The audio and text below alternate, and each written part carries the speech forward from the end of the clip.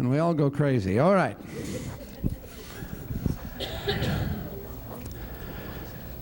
Today is not going to be called a no-brainer day. You're going to hear a lot about the brain before the day is over. That may be foreign to some of you, but some of you will understand what they're talking about when they're talking about the brain. Our next speaker is a first-time find for us here at Global Sciences, and his research has been in the area of how to utilize the brain efficiently for better production, better everything. And as you see from the program, the title is 100% Brain Usage in Education, and we can use all of that we can find. So, without further ado, Dr. Melvin Saunders on 100% brain usage in education. Welcome him this afternoon, please.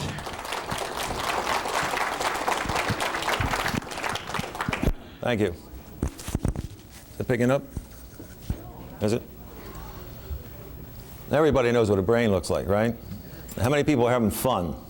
I mean, everybody that smiled at the same time just had some brain chemicals that shot through the system, and you were utilizing the brain. Is there anything that you can do that does not utilize the brain in some way? Can you think of anything? Even sleeping, right? There's no big objection, in my mind, to talking about complete whole brain or 100% brain usage. To me, it's totally illogical to have come up with the conclusion that only a fraction of our brain is what we should normally be utilizing. And I think that came, every century probably somebody says this, but just around the time of Einstein it became more popular to talk about 10% brain usage. Well, I don't know what happened to the other 90%. We have a simplistic diagram of what the brain looks like here. Now we understand much of this, and I know I'm not talking to neurophysiologists here. Well, of course, there might be one or two in the audience, but the point is that we have compartmentalized so much of the brain. Much of it is valid pigeonholing, but a lot of it is now starting to be passé, like right brain versus left brain. We're starting to understand that we got to throw the book away just about every month because there's new and more recent brain research which indicates that a lot of the things and the precepts and the ideas that we had before are becoming very rapidly outdated. Now, I just spoke at a conference over in San Antonio last weekend, which had a lot of these kind of people in it. It was an accelerated learning bunch. They had about 550 people from all around the world, and they were very brain-oriented. In fact, the name of the conference was Utilizing Your Brain Potential. So they had a lot of specialists there. Some of them were giving me some new information, which I'll pass along to you as we go through. And the cautionary note is always don't think in terms of pigeonholing anything because it changes so frequently. Right brain material, I'll give you a good example. We used to think music allocated to the right brain, but then we found that musicians treat it as a language, left brain. And then we found that actually that wasn't true either because it was more of an orchestrated, integrated experience. So let's stop that. What my purpose is, my thesis is to get people accustomed to the idea that they, and we can go through this evolution versus cosmic evolution, however you want to phrase it. Whether we were designed by a creator and thrown down out of the rib of Adam, or whether, of course, that was the female that came from the rib of Adam, but or by way of which I don't buy into, the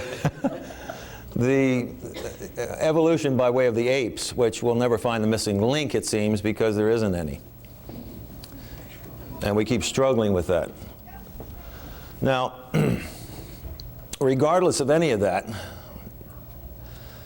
we're not given 100% brain only to use a fraction. There isn't anything that we're given to only use a fraction.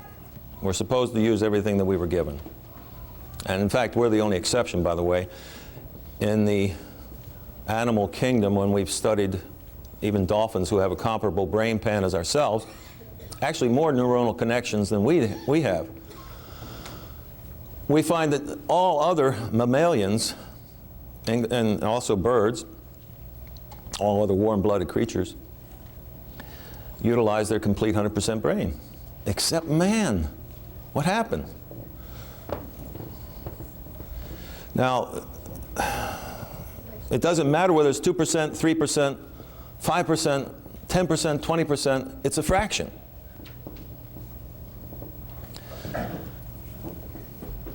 We have 4 primary lobes: parietal, temporal, occipital, and frontal. Now we know when certain operations are done on those primary lobes that we suffer. In fact, in some instances, we do have some compartmentalization that can take place. And we've found that it's very strange. I'll give you an example. Johns Hopkins did a study on a woman that had a good quarter size, I mean the size of a quarter, not quarter inch, size chunk of brain taken out of her brain. And it was surprising. They couldn't find out what in the world happened. This woman appeared normal. That was a nice sizable chunk. It was out of the temporal lobe. And they said, well, we're going to have to find out exactly what that section dictated. And they finally found out. It was the names of animals that was now missing. Not the names of plants or the names of her relatives, the names of animals. When they showed her a picture of an elephant, she said, yeah, I know what that is, but she couldn't name it. So that was pretty specific. And so they did determine that one particular area of the temporal lobe. We also know that emotions are up there. And I know a lot of the women will struggle with this because they like to think about the heart. Well, you know how that heart business got started was back in the Greek times. As ye thinketh in your heart, so shall ye be. You've heard these kinds of sayings that persist in the Bible. The Greeks thought the brain was there to cool the blood. But now we know a little bit different. We can replace the heart with a mechanical heart and we'll still be able to emote. Whereas if we sever the connections from the frontal lobe to the limbic system, prefrontal lobotomy basically will be a vegetable, motionless, or basically without the emotions that would normally guide us through life. Now, emotions are a big part of the brain. Again, the limbic system, which is usually indicating as just a brand or a broad topic of emotions. I'm going to get into that a little bit more because emotions as we currently express emotions as a knee-jerk, that kind of emotion is indeed in the limbic system. And that's anger, fear, lust, and pleasure. And we can put a little electrode down in the limbic system and we can verify certain segments of that. Delgado did a lot of work on mind control, which I was going to broach a little bit here. Actually, he's graduated way past his little electrode in the brain.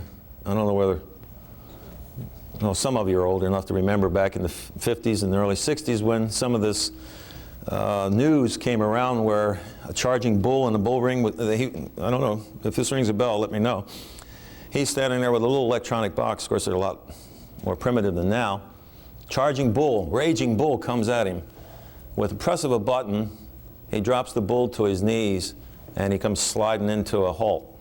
Whoa, what has Delgado got here? He can control a raging bull with the press of a button from an electronic signal? Okay. He then graduated to surface electrodes, like attaching to the external portion of the brain in some way. And then he did away with that. And now, of course, this new device, which many people have talked in terms of about HAARP, you know, the electromagnetic frequency out of, what is it, Alaska somewhere, I don't know all the details, is part and parcel to what Delgado has come up with way, way back. And that's bathing you in an electromagnetic frequency that will create a mood of his choosing.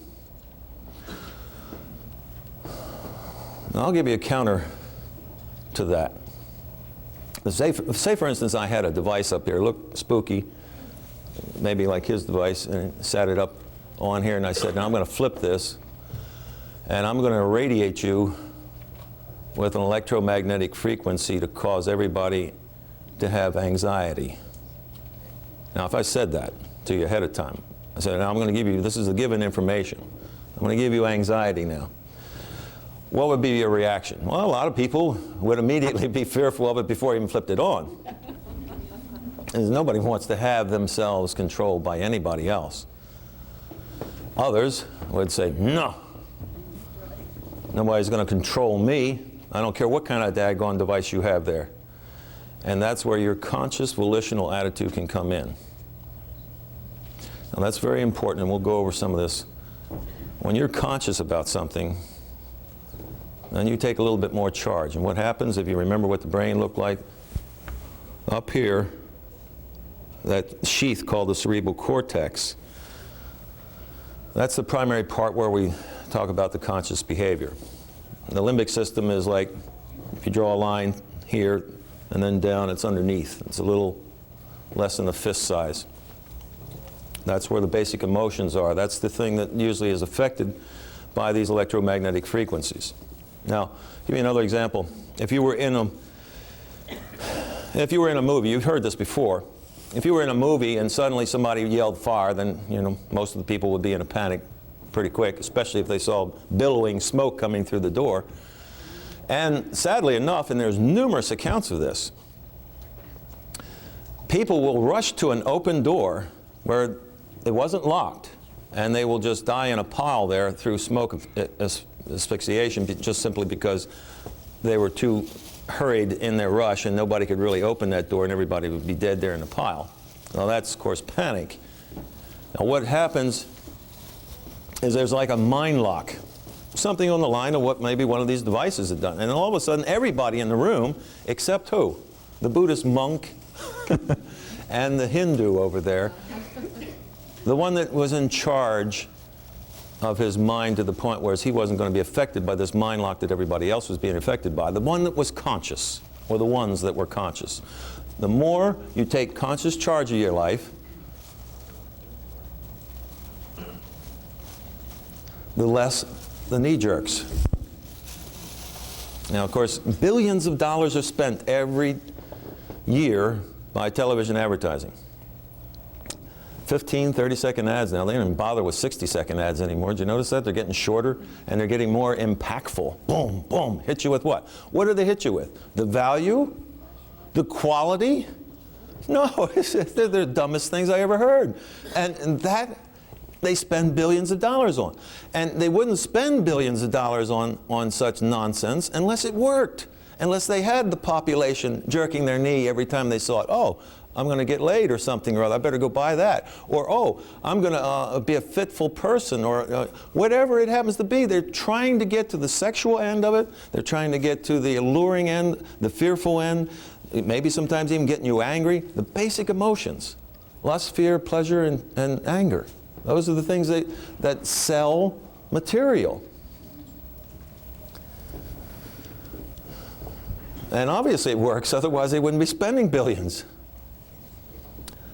What percentage of our brain do we use now? What clues do we have? All right. From where I'm coming from, and again, this figure is changing too. It used to be, we accepted the figure of 10% there as the normal usage of the brain. Also, we accepted the fact that there was 100,000 brain cells dying every day. That's changing a lot. We're hearing that they're not dying at all, that they're atrophying. They're drying up, shriveling up. Why are they changing this view? Is because they used to say, and this, like I say, from this conference I just came from, there's some new input there going on. and they're sliding drastically away from once dead, always dead.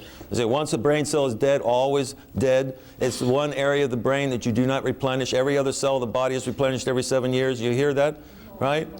Yeah, and it's been a stock thing that everybody's accepted for how long? Now, why is it accepted? Because when they do experiments with rats, finches, canaries, they find that this isn't the case here. Actually, brain growth takes place in a normal process. They've even screwed finches up and taught them canary songs. And they'll see that the area that the canary's brain usually grows, all of a sudden there's a proliferation of growth in the area of the finch brain, and vice versa when they teach the canary the finch song. So they verified that we can indeed have a proliferation or an accelerated growth pattern of brain cells in lesser animals than ourselves. Why is it that we persist in constantly thinking that we're the exception? We're the higher animal, or if we want to call ourselves animals, we're the higher species, at least, on this planet. If anything, we should be exempt from any of this nonsense and this death rate, and yet we persist in having brain degenerative diseases on the increase, disproportionate to our population. Parkinson's, Alzheimer's, senility, dementia, all of these things are increasing disproportionately to our population increase. So something is changing to allow this process to happen. The change isn't good. We're becoming more specialized. There was this idiot Raspberry that has this column that says, whoa, he says, you know, we ought to abandon mathematics entirely in our educational process because we have computers now. We have calculators now. Why bother all of these students with all this nonsense about mathematics? Well, that kind of attitude is going to be pared down if we continue along this process of specialization to the point whereas we're going to just have narrow vision to the, you know, everything is going to die in our brain except one little area of expertise, and then we're going to be designed like little minions to do just this one little thing. There won't be any chance for a Leonardo to develop, or if you know anything about Walter Russell at the turn of the century, or more modern day Leonardos. Do we know for sure how much we presently use? Of course, that varies with each individual. I don't like to buy into 10%, 2% or whatever. I just say it's a fraction. I know that, you know, because why? What percentage of our brain could we use? All right, here we go. We can always look at exemplary individuals and say, well, there's an example of somebody that obviously is using his brain far more than anybody else. Lightning calculators, speed readers, these people that have photographic memories, the idiot or autistic savants that oftentimes turn into calendar calculators and great artists. Things that have verified that perhaps because their left brain, their language-oriented brain was more deficient in some way, making them, as we call it, autistic. The right brain suddenly, not always, suddenly blossomed into a genius in some category, or what we would call a genius. And of course, now that Gardner's come out with his 7 or 8 different types of intelligences, we know that the intelligence is just not a static thing. And let me give you an allegory. Say, for instance, an average IQ, and supposedly 100 is the average, but let's give him 110. 110 IQ, this is a fantasy in the future. After a bacteriological warfare process took place and all the earthquakes and all of the climactic changes pared down the current population to something more like 500 million on the planet or something. We wiped, you know, we're now spotty all around, and we got a bunch of real weird scenarios because we subjected ourselves to a lot of unusual things besides nuclear fallout, one of which was bacteriological warfare. Okay. This guy, he's you know, one of the remnants. It's a fantasy now. Don't get scared. This guy, you know, he's one of the survivors, and he comes out of his bunker and he starts going across the countryside. Well, first town he comes across, everything is in a total disrepair. He didn't quite understand what was going on here, but he started meeting some of the people there, and they had the IQ of about 60. Okay, mongoloid idiots or less. Now, he appears like a genius right away to them. Revered. Whoa, this guy. He can show us how to put up the toilet seat before using it. He can show us how to change a washer, and you know, put that tube back there underneath the sink there so the water doesn't run all out. They had a normal town, but now this bacteriological warfare was such that it wiped clean their former memory as well. So they didn't remember what they were like before. All they knew was that they were all the same. Now, until he came along, they were pretty happy. Oh, happy as you could be, I guess. They didn't know there was any differences in the world. They were all idiot level on our normal IQ scale. And this guy comes along, and boy, he looks like some kind of genius, Messiah, Gandhi all rolled into one, you know. I mean, he's teaching them what basically is simple stuff to him. You know, he's not a technological whirlwind, but all these, you know, he shows them what a pencil sharpener is like and how to sharpen your pencil. Basic things that they were not capable of relearning. And so he, you know, they wanted him to stay around, and he stayed around for a while, but you know, it wasn't kind of his cup of tea, so he figured he'd move on. Well, the next town he comes across, everybody, now his IQ, let's just give it a 1 to 10. We'll say his was 10 times the IQ of these other people. That's the big jump and the big difference. Now, he goes to the next town, and these people had an IQ comparable to 10 times his. 10 times his. Well, now he looks like an idiot. Previously, he looked like a genius. But now he looks like an idiot. And now all these other people, you know, they give him a bunch of parts there, and they said, you know, I'll time you, see if you can put this and make this into a computer in an hour. You know, our basic kids can do this. Let's put the parts together and make this computer quick. Well, of course, he couldn't do anything of the kind. And they felt very compassionate about him. The point is, what would you like to be like? Do we have this kind of a scale now in various portions of our society? We do. You might not associate with them, but if you go to certain locales in third world countries, they might very well seem like that first town. And if you go to certain other locales, they very well might seem like the second town. But we're all geniuses, depending upon your perspective, right? So nobody should ever feel, because we all have the same 3 pounds of gray matter, well, except for that one guy that was born with soup. From what I understood, he's the only anomaly, and I haven't got much data with him, but they opened up his brain after he died, and he just had soup up there, and we just couldn't figure out what that, he had a simple short order cook job or something or other, but most of the time the acephalics, as we call them, without brains, don't live past you know, a handful of months. But I don't know how this guy survived. He is definitely an anomaly to study if we were to study them. Okay, what are the reasons for man's problems?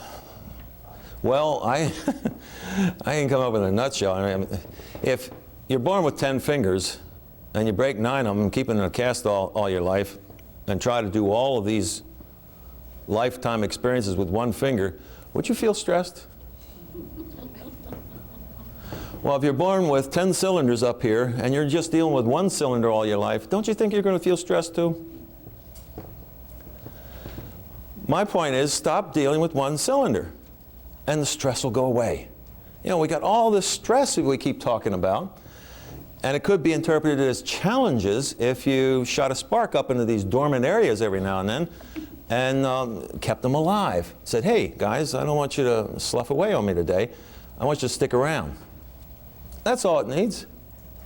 That's all whole brain usage, 100% brain usage is all about.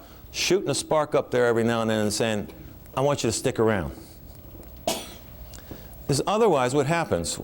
Maybe 100,000 or more brain cells will slough away otherwise. And maybe one of these brain degenerative diseases might grab a hold of you somewhere along the line. Now, without calling people lazy-minded,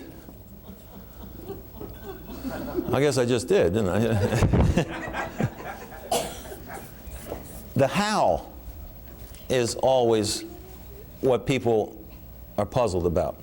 Now, for centuries, we've had mentors, savants of all kinds available.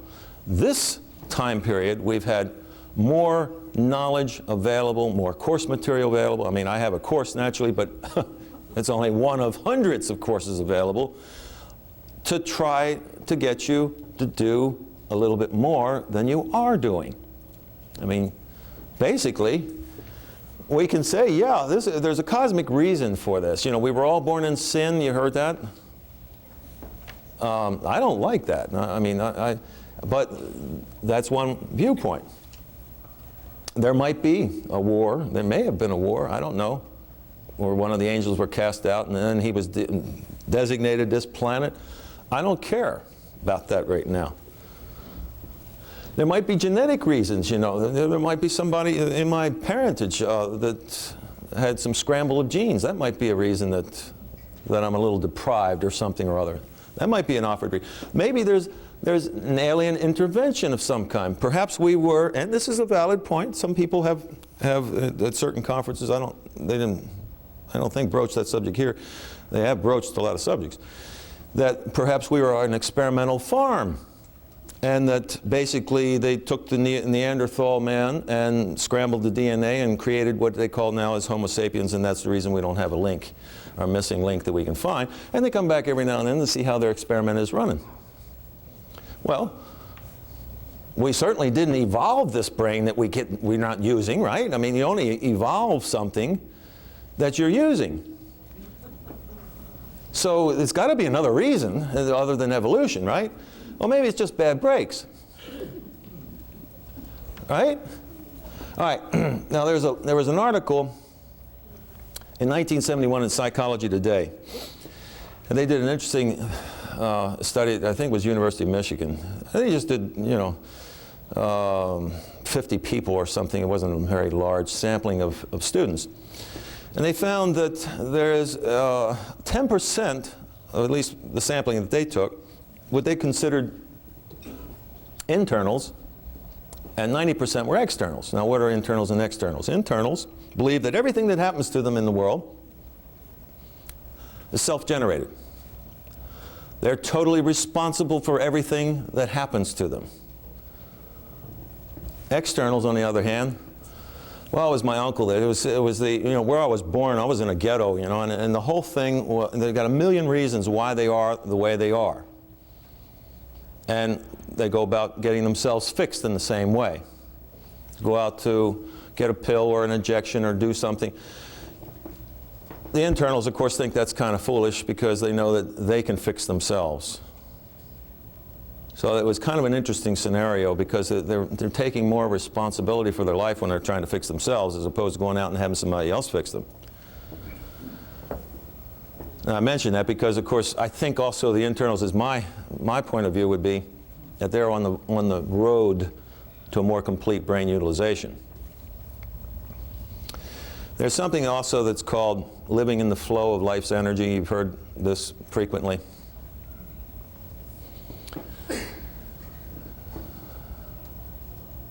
What is it that usually, and I know that just everybody can roll back into their memory banks and find instances when things were just clicking very well. Click, click, click, you know, whatever they wanted, it was coming, boom, boom. And then, of course, they can find a lot more instances when things were always stymieing them in some way. Well, when you find that those things were clicking very well, that's when you were in the flow. And if you look at that and try to find out what the reasons were, you'll find there's a pattern that can evolve. You know, Aikido and Tai Chi, you've heard of those, where a force comes towards you and you let the force go around or you direct the force back into its adversary. But you never stand there and say no, because you'll break and you'll not be in your flow of energy. When you object, I'm not saying you shouldn't have preferences. Of course, everybody has preferences. But that's where the win-win versus win-lose situation comes up. Try to figure out all the time in your life, when things aren't going the way you're wanting them to go, you figure out a win-win thing. And this is where some of the more peaceful emotions come up. Let's see if we can get this a little higher here. I'm going to put this on a skew here, give you a little bit more of a brain challenge. What is the difference between a limbic and a cerebral life? All right, here we go. Now, I thought that this was common knowledge until I went over to this conference in San Antonio, and I must have been spouting this so long that, in fact, one of the guys over there warned me, you say something so long, sometimes you think that you must have gotten hardcore research on this. And it may have been you might have got a smidget, and then you just evolved some of the other stuff from your own memory banks. Well, it makes sense to me, and if it doesn't resonate with you all, then it doesn't. Now we have the 4 basic emotions from the limbic system that I mentioned before, are emotional-oriented things. People hate to talk in the psychology field or even in the accelerated learning field about emotions in general. Pleasure, fear, lust, anger. Those things are very basic, emotionally oriented things. But the ones that we get mixed up with, you hear some of these great minds talk about love on television a lot, on the public television. And I often wonder sometimes how many people out there actually understand what they're talking about. Now, I know this group here is more in tune than, somebody out of the phone book. Pleasure versus happiness. Do you understand? And if you don't, I have a bad habit sometimes of relating to the way I feel and making it sound as if that everybody must feel the same way, and I think a lot of people do that. Well, everybody feels this way. Well, no, what they mean is that they feel that way, and they figure that everybody else feels the same way, which they don't. You have to ask them sometimes and find out. And you'll find there's a diverse selection of differences in the way people feel. We're getting more of a handle on trying to figure out the similarities of feelings, and this is good. Pleasure. Oftentimes will be connoted to mean happiness with a lot of people. But happiness, as it's defined oftentimes, is a longer lasting feeling, not something that's just a singular knee-jerk. Anybody can get a transitory feeling of pleasure. That's easy. Happiness is what we are all seeking, right? This is a combination of things. We can describe it in different ways. Each of us have our own way of describing it. Satisfaction, something that is peace of mind and soothing inside, that we feel great. It's not just some little knee-jerk thing. It's something more than that. But you understand there's a lot of people that don't ever get past the pleasure part, and that's what they think that happiness is. You can just, here's an example. If, say, Yogananda was talking about bliss, and I've read some of the stuff in Yogananda, and he's very mind-appealing. Krishnamurti is way out on a limb. I have to listen to him by going over here somewhere, and then he's speaking the English language, I know, but I have to look at him with one foot in each brain or something or other. But now Yogananda, I can resonate with him. But still, I don't know what his bliss feels like until I get there. I haven't any idea what that state of mind feels like, except the way he's describing it. No state of mind can you possibly ever know until you get there, right? Somebody can describe it all he wants. Somebody tells you about what love is like. Well, yeah, I haven't, it's not the way I look at it, but yeah, I buy into the way you're talking about it, right? And so you listen to these people, these great minds tell you about all this. They very rarely ever tell you how to get there. And I wish they would. I mean, sure, meditation is maybe a key to it.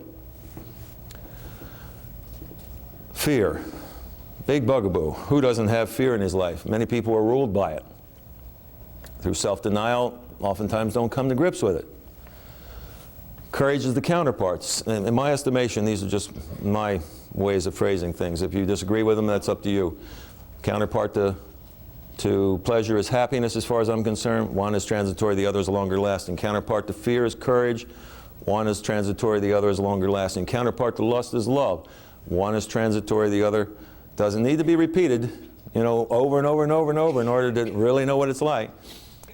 And anger, that's the interesting one. The counterpart is compassion. It's funny. You ever find somebody that doesn't have a drop of anger in them and they have tons of compassion? I've met a few people like that. They don't even know what anger is. It's the oddest thing. And angry people, on the other hand, devoid of compassion. Oh. And if they stopped to think about how that might really feel to be compassionate, the anger would dissipate. So, they're like polarities, but they're really not. What's happening is, and this is my estimation only, and it seems to be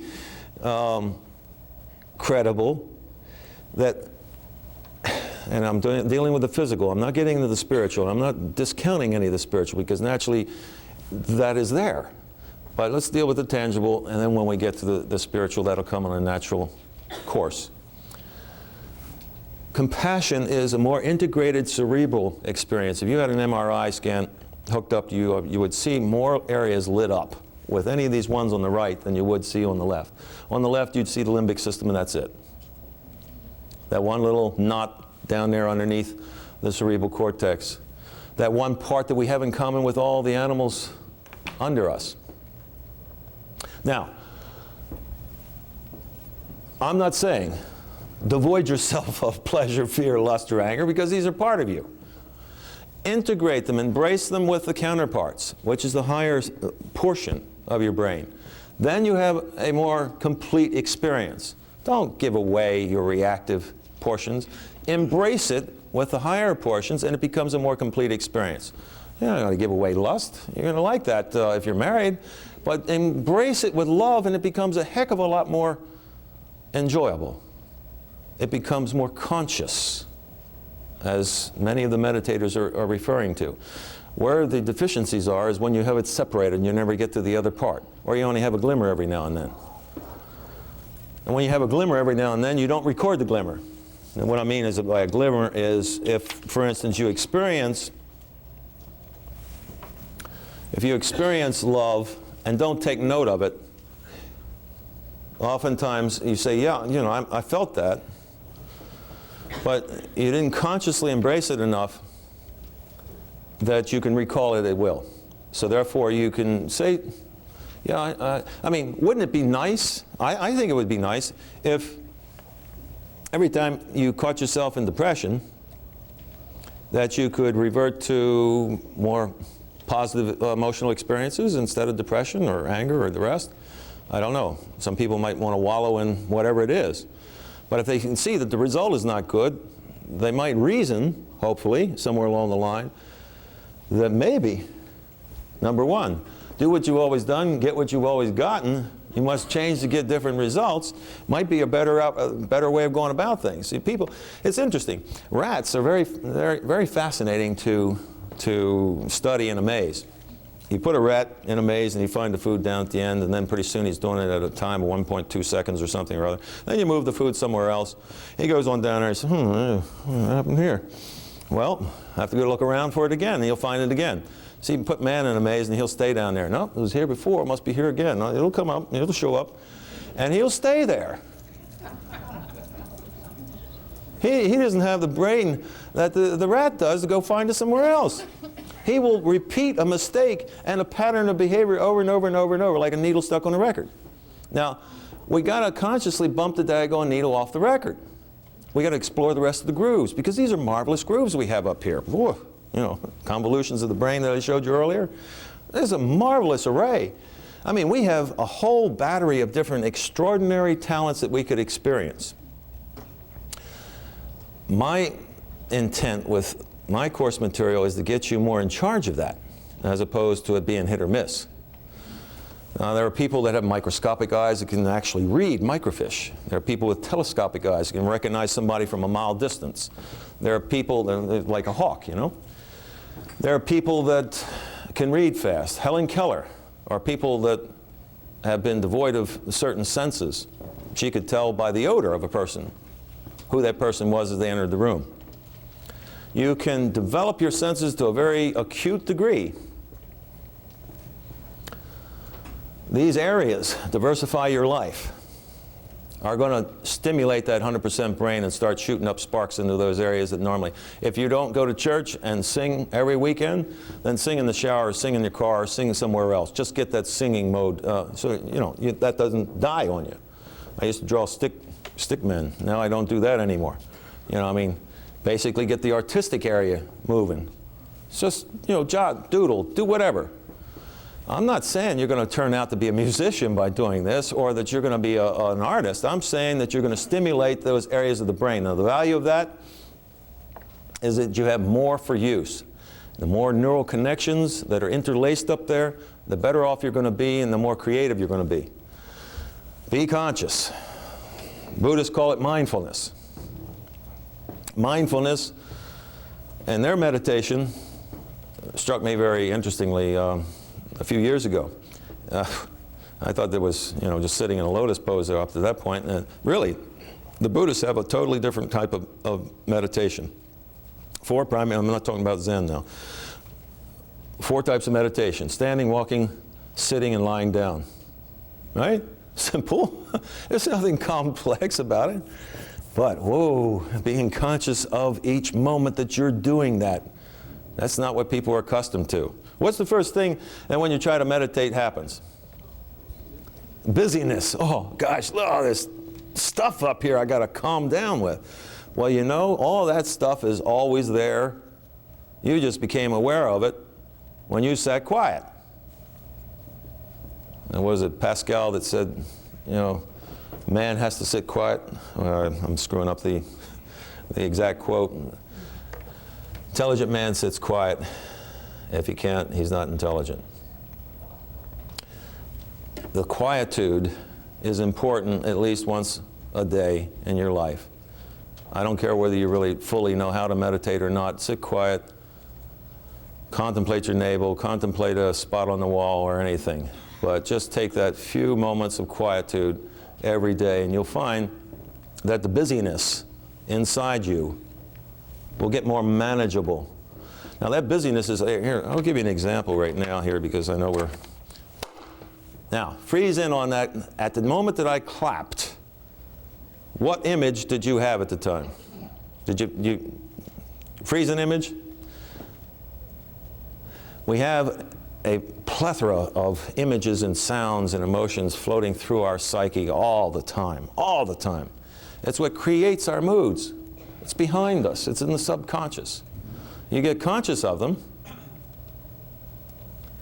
and then you can start taking charge of them. Nice drill. I'll give you a nice little drill here. If you have catch yourself every now and then, oh, say for instance your mother-in-law, your brother-in-law, or somebody you think was a real ass for some reason, and you just overplayed the scenario, the distasteful experience that was going on over and over and over, and you kept catching yourself throughout the day doing that. It's like a mind lock into negativity. That creates a very distasteful mood. Usually you don't understand why you have your moods throughout the day. Oftentimes they happen and you say, well, you know, I don't have any control over it. Well, of course you do. Prepare ahead of time your own little movie image scenario of positive experiences in your life, or if you can't find them, then create some fanciful positive experiences that you would want in your life. And create a 1 or 2 minute scenario that you can run whenever you catch yourself going into the negative aspect. And make sure, as the next one is, that you begin starting to identify your states of mind. Throughout each day, another good drill. Right now, are you friendly? You feel friendly? Well, if you do, introduce yourself to the neighbor that you do not know alongside of you. Let's see how friendly you are. Say, I am so-and-so, blah, blah, blah. Yeah, how did it make you feel? Yeah, did that break anybody's demeanor? So, did somebody feel unfriendly up to that point? We ought to do that with our neighbors, what we never do. Oftentimes we live alongside of people and we never get around to being just friendly. Now, simple things can stimulate you in a lot of ways. Our brain is constantly being bathed in chemicals.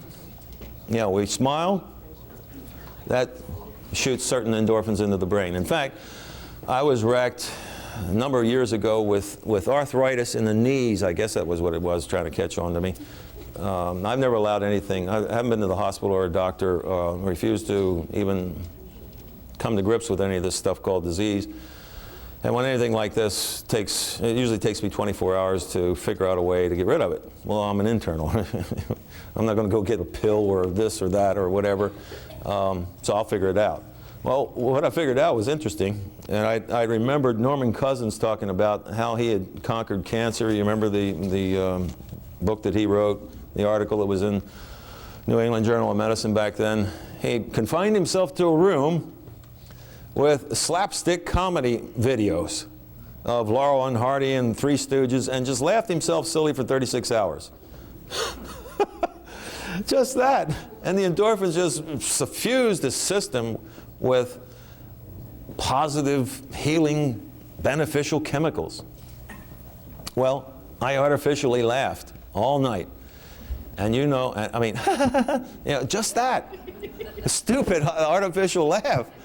I had 30 seconds to 45 seconds pain relief. Try it if you ever have pain. I'll tell you that it works. It's the oddest daggone thing. Just artificially laugh, and you can create an endorphin ever so slightly. But of course, if you have slapstick on, naturally you're going to have a longer duration of this, especially if you're inundating yourself with 36 hours worth. Little trick, but it was the oddest thing. It just verified that these brain chemicals can be emitted and that you can make them emit. All right. Enliven your sensory appreciation. Right now, think about your conscious awareness and project it to the butt hitting the chair. All right? You weren't aware of it before, but now you're aware of the pressure of your butt against the chair. Now switch your conscious awareness to the saliva in your mouth. Before, you were not aware of that. Now you're aware of that. Switch your conscious awareness to the sounds in the room besides my voice. This tiny little whine over there. The argument 5 doors down with the kid with, no. Now, if you get more in tune with your senses, you get more like Helen Keller. You don't have to be deprived of a sense in order to get very in tune with your senses. Get more conscious about your senses. If you know your states, you think you know your states? How many people think that they're in self-denial? Nobody's going to admit that, right? Well, I mean, if you're hungry, you know when you're hungry, right? Probably not. Most people eat for every other reason other than being hungry. Yeah, they might be afraid, so they go eat. They might be depressed, so they go eat. They get them all mixed up. Emotions are very mixed up in most people's minds, and so therefore they never bother to separate them, identify them when they're happening. Not necessarily just the emotions or any state. Do you know when you're friendly, like I said? Can you identify that at the time that it's happening? Lots of times we have emotions that fleet through. You might find nausea, and then another minute, maybe I struck a wrong chord, something happened to you way 10 years ago or something or other, and all of a sudden you were angry with me, and then all of a sudden I struck a right chord, and you know, emotions go through your subconscious in the same way the images and the sounds do. You might be listening, if you're auditorily inclined, you might be listening to some kind of concerto in the background of your mind, who knows? But all these things are going on, and you're usually not aware of them. Get aware of them. Get more in tune with yourself. Now, the funny thing happens when you get more conscious. You get a better memory.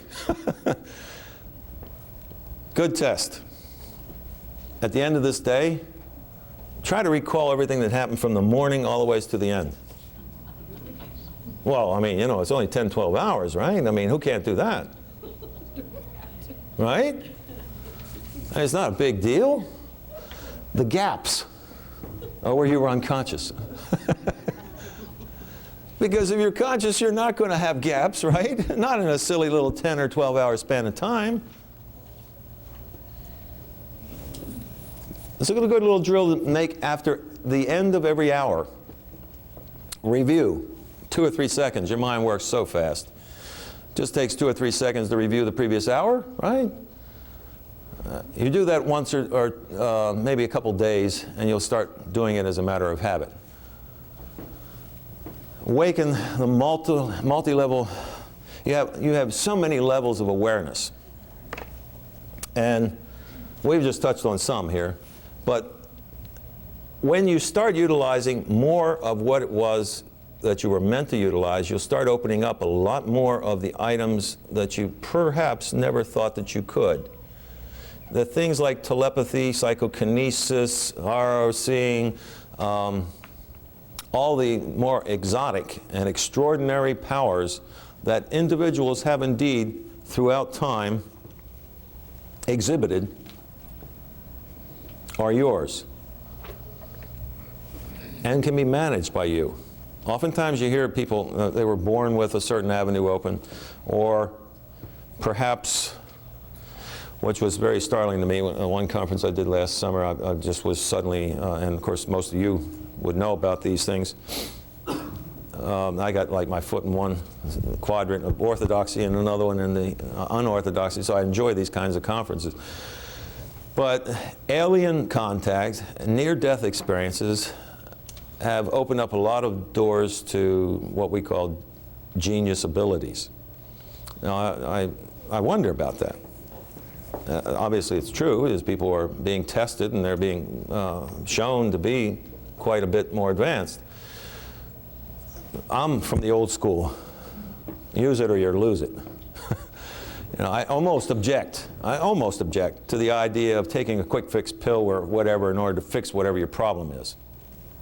I understand that these things can enhance whatever it is that you might want to accomplish, but there's nothing better than the old do it on your own, shoot the sparks up there on your own. Brain machines are fine, but in addition to what you could indeed be doing. Otherwise, you're going to have deficits. You know, without the brain machine, where are you? You know, oh, where's my brain machine? I got to put that on, and otherwise, I'm not going to be bright or something. I don't know.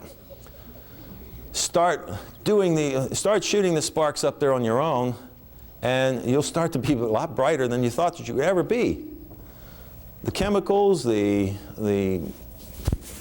all of these things that might indeed assist you should never be relied on as totally the item without your own volitional attitude. Now, I have a first step process, as I call it. You know, you can take the first step towards your self-improvement and getting the brain juices moving, or you can just take the first step and just stay where you are.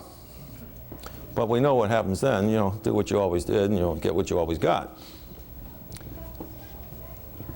What was really remarkable with Krishnamurti was, you know, he said, why don't people change? And he didn't mean, he didn't want an answer for that. He wanted you to contemplate that. Well, as far as I was concerned, the answer was pretty simple. If you're dealing with one cylinder in a 10-cylinder world, you're going to stay stuck.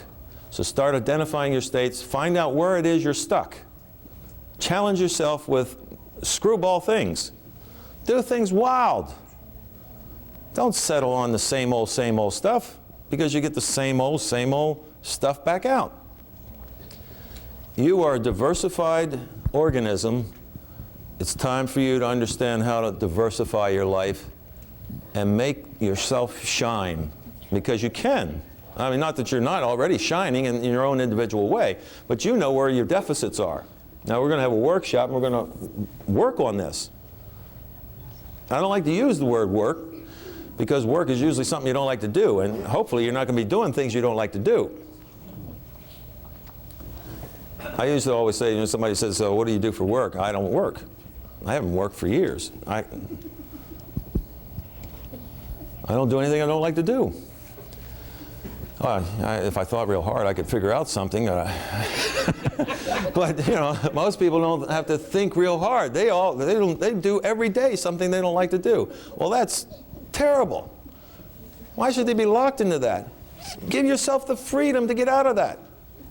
Do these exclamatory, idiotic things.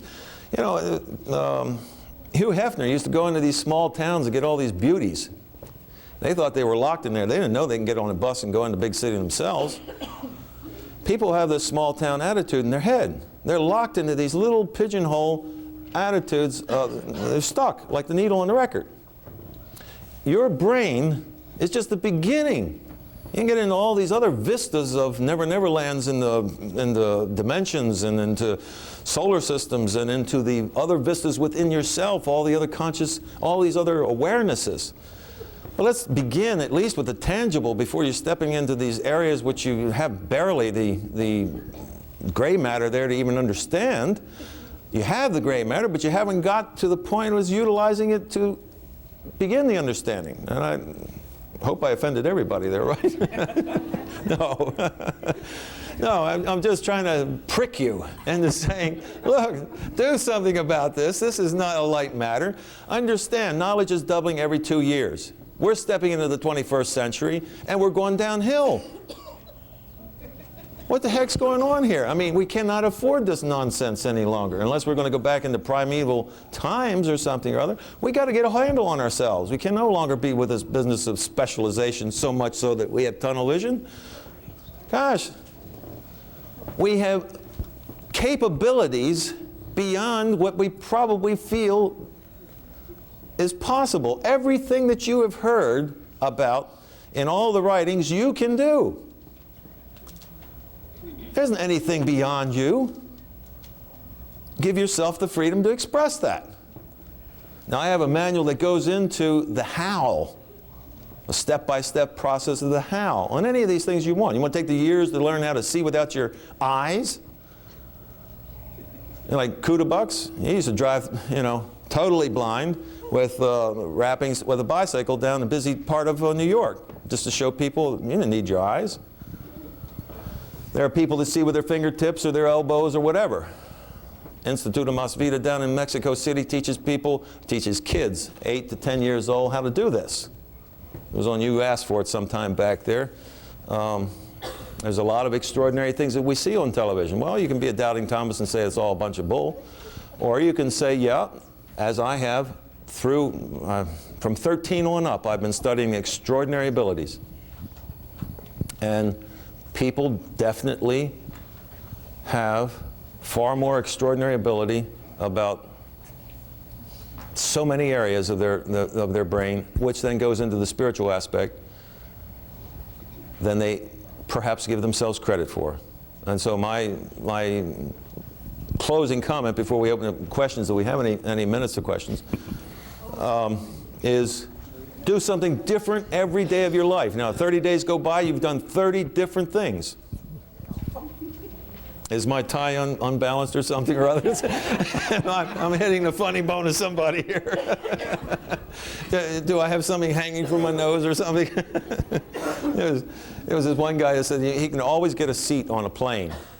And he said, well, how do you do that? He said, well, every time I get on, if there's a seat that I don't like, I just sit there with a string hanging out of my nose. And I said, what? He said, well, just think about it. Nobody wants to sit alongside of somebody that has a string hanging out of their nose. So they asked the stewardess to give me another seat. And then I get theirs. Any questions about this 100% brain usage before? No, I'm going to put a string in my nose. All right, time's up. So, as they say, don't just do something, stand there, right? All right, folks, stand up, please. Thank you very much, Melvin. Right. My booth is over there. Now, this is our Saturday